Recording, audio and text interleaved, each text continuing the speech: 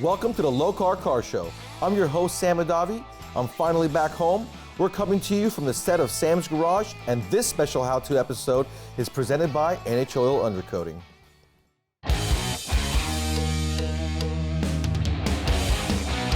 Welcome to the Lokar Car Show. This is gonna be one awesome car. And I said, it doesn't even run yet. And look at it now, it's amazing.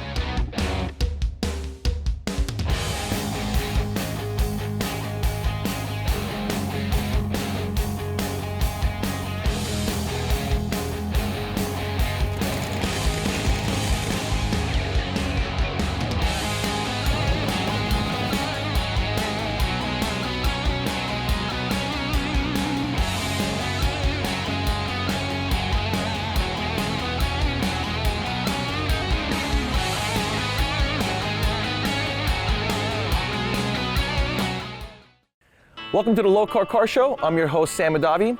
This episode of Lokar is brought to you by NH Oil Undercoating. Today we're going to take the fear out of ceramic coating. We're going to show you how to shine your car for the next car show. I'm here with my two good friends, Jared Freeland and his dad, Buddy Freeland. They are the owners of State Collision Center. They do an awesome job detailing, paint correction, and ceramic coating. And today we're going to teach you guys how to properly wash your car, take the fear out of ceramic coating. We're going to explain paint correction. These guys are professionals. I'm going to go ahead and let them explain. Yeah, that's right, Sam. So today we'd really like to go through an in-depth look of what it takes to do a true paint correction, step by step, try and make it easy so that people can do it at home. I know with ceramic, it's a little bit of a mystery for some of us older generation folks. Coming up on wax throughout the years, this is a true game changer, and we look forward to sort of explaining and taking away some of the mysteries behind what ceramic is all about. And hopefully we can save you guys some money and show your car at the next car show all shined up. So stay tuned, we'll be right back. I'm here with my good friend Mike from Lewis Rod & Customs. Behind me is a 71 Camaro that he built for his friend Bob. This car has a lot of detail and a lot of goodies on it. I'm gonna have Mike tell us about the details. Tell us about the car, Mike. Hey Sam, first thing we wanted to do, we flared the fenders out. The front's an inch, the rears are 1.5 inches. I just wanted to go a little bit bigger than normal, just so, you know, add a little taste to it. What did you use to flare it out with? They're all steel. And you know, being steel, they're gonna last a long time without cracking. And it has Ken Diggett door handles, they're flush fit. Has an Anvolato front end with the nose, the hood, the bumpers, and the front spoiler is all carbon fiber. All carbon fiber along with the mirrors. It's not very often that you see an old school car like this Camaro having a new age front carbon fiber nose like you see here, along with the bumpers and everything else. Now tell us about the chassis. Did you just put a lot of good parts underneath the car? It has Hotchkiss suspension underneath it. It is 4-linked in the rear with a 9-inch forward rear differential. And it's got C6 brakes all the way around, 6-piston up front, 4-piston in the back. A lot of stopping power because this car has got an LS1 in it with a 6-speed Tremec. It's gonna make 550 horsepower. On the inside, when he was decided to do a track car, he went ahead and put a seatbelt, 4-point roll bar in it, along with racing seats and seatbelts. It's got a 2010 and newer Camaro dashboard, center console, instrument cluster, all auto meter, and he's got the gauges with the shifter in that center console from the Camaro. Looks good in this Camaro. Thank you very much, Sam. I appreciate it. We never go below the knee line until the very end because we don't want to pull any contaminants from the bottom that may have picked up from the road debris and work it back in. We don't want to scratch the paint, you know, with some debris that may get in there, even though we're using the 2-bucket method. Now, if you'll notice, after I do a panel, I'm gonna dip it into my dirty water, wring it out really good, trying to get all the contaminants off the sponge before I reintroduce it back to a panel. So then I'll go back to my clean bucket, get soap back on the sponge, and then take it back to the next panel. And again, when I'm washing this, it's very light pressure. We don't want to grind anything into the paint surface, cause any more swirls or imperfections in the vehicle's clear coat. So the basic meaning of hydrophobic is that something doesn't like water. So when you see the water on top of this coated surface, water is going to repel off of it, nothing's going to stick to it. So that's basically what hydrophobic means. It might sound complicated, but it's really all it is.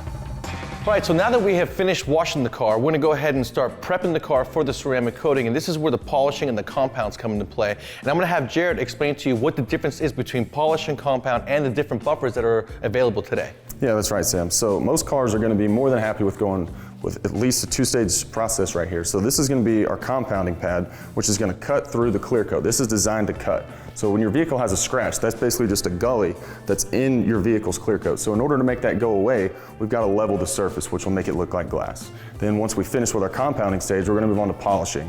Now this is gonna remove any type of marring that might have been left behind during the compounding stage. So this is really gonna bring out that shine and bring it back to life. And you want to use a water-based product when you're doing ceramic coating, correct? Yeah, that's right. All the products that we're gonna use on this vehicle today for compounding and polishing are all water-based, which is not gonna leave any residue behind when we're finished. That way it's not gonna fill in any of the scratches or the cracks that might be in the paint. Another important aspect during the paint correction process is making sure that you mask up certain areas that you don't want to hit with your buffer. So certain areas like these plastic trim pieces, we would definitely want to mask off prior to the paint correction process.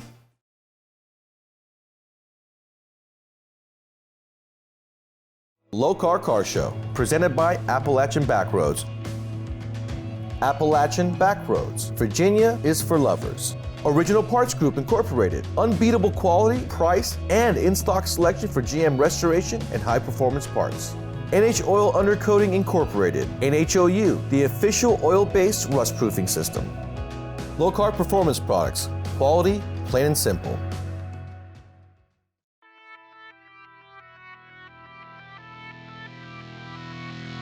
It's time for the Lokar Lowdown with Kevin Ford. One small detail that you might be missing in your LS engine, in your old hot rod, is the valley plate. We've got a whole line of products that go make these engines look like your classic, iconic engines, but the one that's overlooked the most probably is the valley plate.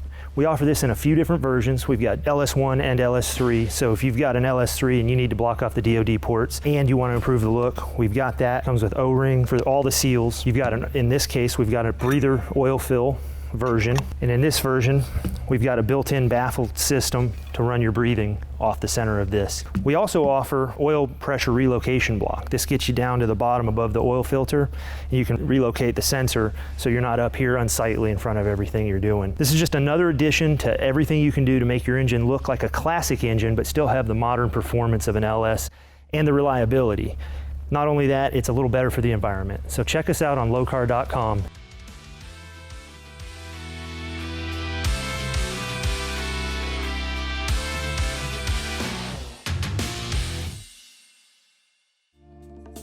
Believe it or not, that was a lot of fun. That was my first time doing any kind of buffing, polishing on a vehicle using compound. Jarrett made it so easy for me to be able to do. That was fun because you get the satisfaction of taking a panel and making it look good from when it was before. Now Jarrett's gonna go on to the polishing portion of it, and we're gonna learn how to do that. He's gonna give us some tips, and I'm gonna go in and do some of the polishing as well. Okay, so for the polishing process, it's very similar to the compounding process. Our arm speed is going to be a little bit faster. Arm speed just simply means how fast you move the buffer across the panel. So to start, I'm going to spread the product evenly in about a 2 foot by 2 foot area on the lowest speed setting that the buffer has. That way we're not going to sling it and make a mess everywhere. Then once my product's spread, I'm going to raise my speed on my buffer to about 3.5 to 4 and work in about a 2 by 2 area. So let's go ahead and get to it. And the reason why he put the cord over his shoulder is because he wants to make sure it does not touch the car, keeps it away, and manages the cord that way. That's right.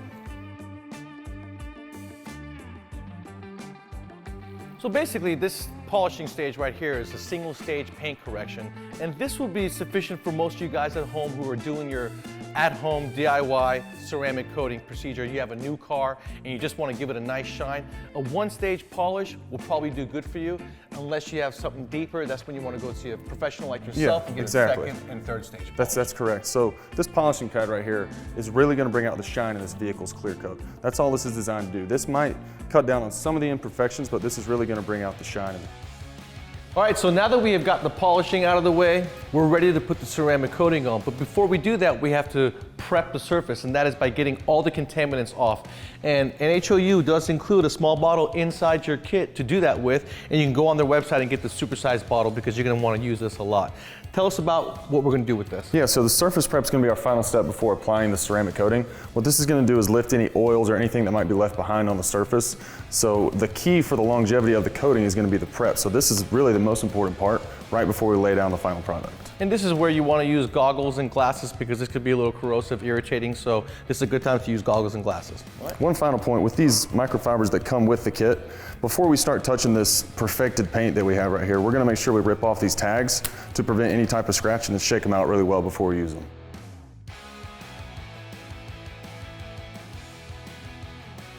All right, so this is NHOU's ceramic boost spray. It's basically a sealant. This can be a standalone product if your car is not ceramic coated. You can use this on there. It's going to give it up to 6 months of protection as a standalone product. This is also a good idea to use on your ceramic coated vehicle to kind of keep that slick feeling that you want and really keep it shining. It's pretty easy to use.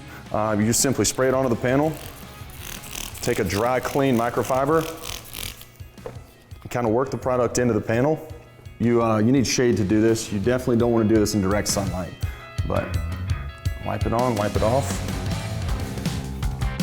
Dave, who's a client of mine, has always wanted a Mitsubishi Eclipse like you see next to me. This is an all-wheel drive version, GSX turbo model. And this was one of his passionate cars that he's wanted to build, but unfortunately he passed away in 2015. So Rick, his father, is building him a tribute car so that he can take it to car shows and talk about his son and do it for his son, something that he's always wanted to do but it doesn't have the opportunity to do now. It's a 1997 Mitsubishi GSX all-wheel drive turbo, and these cars came turbocharged from the factory. What I've done to it is a bigger turbo conversion, equal length manifold. I went ahead and built the motor with forged internals, kept the compression the same so we can keep it reliable. It's got a front mount intercooler. We got a 3-inch downpipe all the way down to a 3-inch exhaust. Now, as far as suspension goes, we got full coilovers, adjustable, both rebound and dampening, and height adjustable. In the front, you notice we got CTSV Cadillac big brakes. It's a 6-piston brake, huge rotors. They actually fit on this car. Awesome kit, saves them a little money, but does the job. And the inside, these cars all came with gray interior, but this is gonna be one cool build, and Rick is gonna be able to go out and show it off in memory of Dave.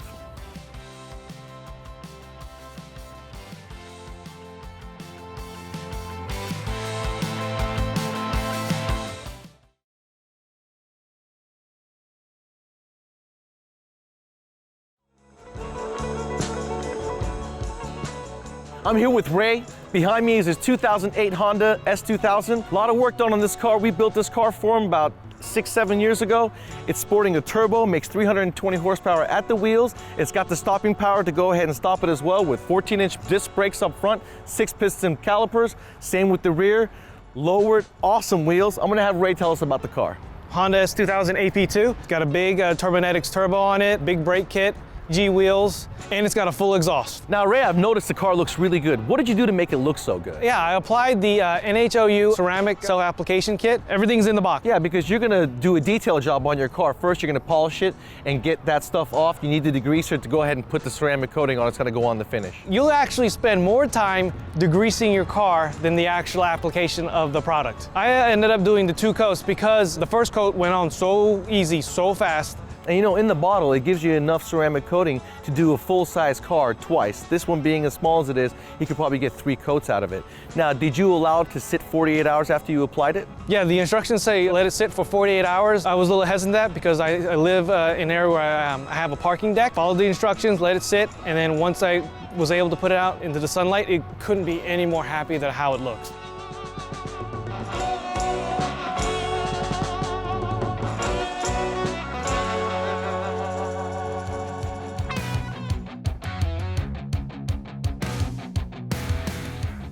All right, so in your NHOU ceramic coating kit, you're gonna get 5 microfiber towels. You're gonna get 2 applicator pads along with the applicator itself.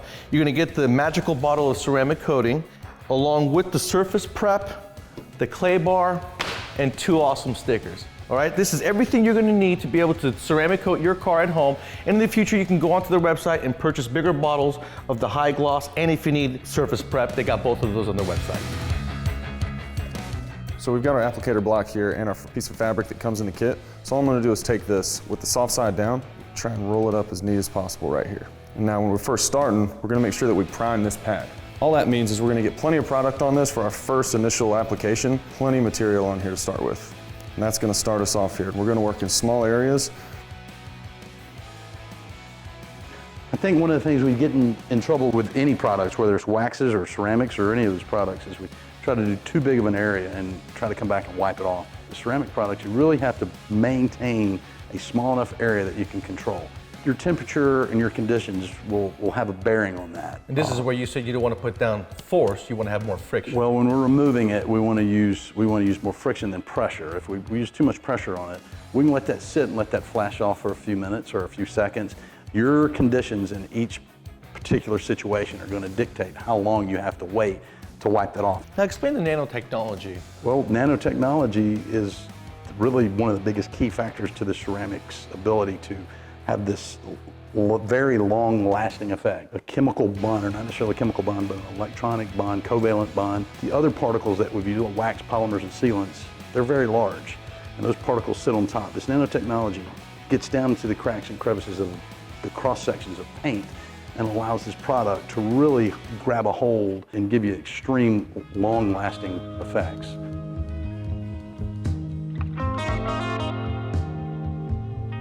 If you're a Honda fan, then you know what's behind me is a Civic Type R, first one in the United States. Chuck's the owner, and I'm gonna have him tell us all about his car. Thanks, Sam. So as you mentioned, it's a Honda Civic Type R. Done a few bolt-ons to it, front mount intercooler, exhaust. Also, it has a Honda reflash on it, so it's making a little more horsepower than it was from the factory. Now you did dyno. What kind of numbers did you put down? Absolutely, so it made 350 horsepower to the wheels. That's crazy. That's about 420 horsepower at the crankshaft. What did it come with from the factory? It made 300 from the factory. Now the Civic Type R first came out in Japan in 1997. We never got them here in the States, and back then it only had 170, 180 horsepower out of a 1.6 liter. To get 300 horsepower out of a 2-liter turbo is something really new for Honda and nice for us. Now tell us about the color. Absolutely, so championship white is the color. It is a rare color. It has started in 1997 and then it has worked its way up through to the 2000s. It is their racing heritage color, so they won a few F1 races with it, so it's a celebrated color. It's a lot of fun to have. Now this is a very capable car. You plan on doing any kind of road racing with it, or is it just an enthusiast car? More of an enthusiast car right now, maybe in the future. You ever take it to the track or anything like that? Not yet, but hopefully soon.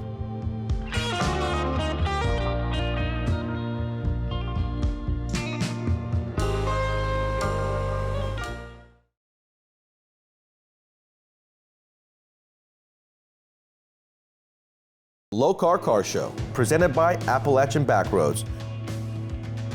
Spearhead Trails, get out and explore. H&M Saw, the saw that cuts straight. Brothers Truck Parts, #1 source for 1947 to 87 Chevy and GMC truck parts. Stage 8, the world's best locking fasteners.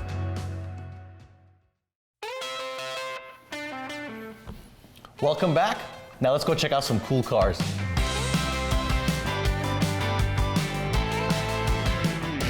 These old Corvettes are always cool to look at, especially when they come in yellow like the one behind me. Very nice looking car. Forrest just picked this up. He's already put some mods in the powertrain and he's gonna really make it his. Tell us about your Corvette, Forrest. This is a 1972 Chevrolet Corvette. It's got a small block, very crisp cam. I don't know exactly the specs, but I like them. I just did a fuel pump on it. I'd like to make a little bit more power. You know, the car is not mine. I just now recently picked it up. You know, I've always wanted one of these, and they're just one of my favorite cars. It's a classic American icon. Absolutely. You know, he just picked it up like you said. He changed the fuel pump out because it was leaking. This car must have been sitting for a little bit. Brake lines, he went through the brake system, finished it up, did all that, went through the transmission, old cork gasket was leaking. So he's got the powertrain where he wants it to be, and he's right, it does sound really good when idling. Now he's got to do the interior because that's where we all live. So once he gets the interior done, that's when it's going to be a real nice driver and you're going to love getting in it. What do you plan on doing to the inside? I really like to do some custom lighting on the dashes. These have mechanical gauges in the back of them, and they're very cool if you do backlighting with LEDs. It's just, you know, kind of a timeless, classic mechanical gauge. I don't really like aftermarket stuff for gauges. You know, I like it to go in, turn the key, make it start and look nice. And it looks period correct in this case. That's correct. That's and correct. What's cool is I did not know this about this car until Forrest showed me that the distributor has a mechanical drive gear that runs the RPM gauge inside. And like I said, I've worked on a lot of cars. I've never seen it, or nor did I know it had it.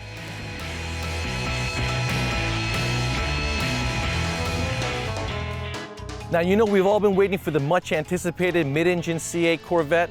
Mario has brought me his son-in-law's C8 Corvette. This is a brand new one. He just took delivery of it last month. Tell us about the car, Mario. Yeah, the car is a 2020 Corvette mid-engine. It's a Stingray Z51, and it has a 1LT package, and it has 495 horsepower. These wheels are forged lines, and my son-in-law ordered them direct from Forge Line, spoke to them. They designed it specifically for this car. And they He actually had the wheels before the car, didn't he? Yeah, yes, he did. He had the wheels, and the tires are Michelin Cup 2 tires. Now, he was supposed to get this car in the spring, but it got prolonged, and so that's why he had the wheels before the car. And along with the lowering stance of the vehicle, you can see that they've added an aero kit to it. And what about the exhaust? Is that the stock exhaust on the car? Yeah, right now it is the stock exhaust, but he plans to have that modified, changed. And multiple times, Jason has launched this vehicle. It comes with launch control. This thing does 2.7 seconds. The worst he's done is 2.9 seconds, 0 to 60 per the computer on the dash. That's pretty impressive considering it's 495 horsepower. My 650 horsepower Z06 might do 2.9, 0 to 60. Yeah, absolutely. and it would have to be a professional, not me. Well, thank you so much for letting us check out your C8, Mario. We really appreciate it. Yes, sir. Thank you very much. Hope you guys liked this season of the Lokar Show and this special episode brought to you by NHOU Protective Undercoating. We featured a variety of cars and we were able to go through the proper steps of showing you how to shine your vehicle for the next car show. I want to thank Buddy and Jarrett from State Collision Center for coming on board and showing us some amazing tips.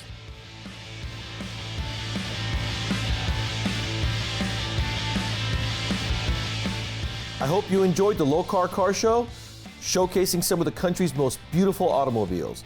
Hoping you are inspired by some of these builds, giving you ideas for your next project. Maybe I can check out your ride at one of these events next year.